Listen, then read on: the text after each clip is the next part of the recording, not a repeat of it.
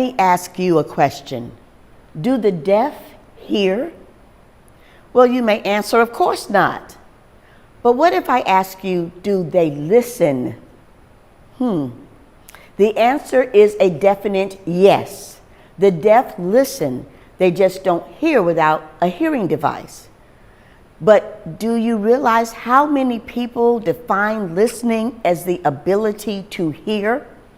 How wrong they are.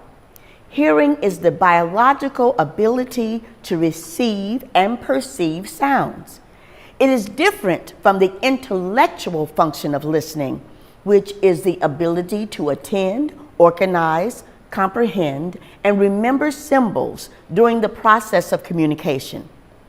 The ability to hear supports this process, but it is not necessary to listening. In fact, the ability to see supports the listening experience just as much, if not more, than the ability to hear. There are 4 types of listening. Appreciative listening is listening for pleasure. Music, jokes, a loved one's voice, the ocean waves. It's our most pleasurable listening experience. However, life requires that we move out of our happy zone to engage in complex relationships and responsibilities.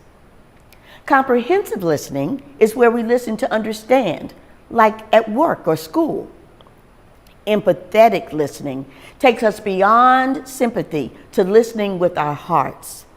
Empathetic listening is the most important type in family and close relationships.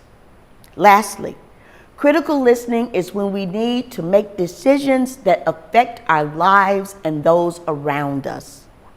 Critical listening and critical thinking are closely tied together. You can prepare for the listening experience by understanding what type of listening is required before you arrive. There is no greater communication skill than active listening. Who's listening? And that's my word.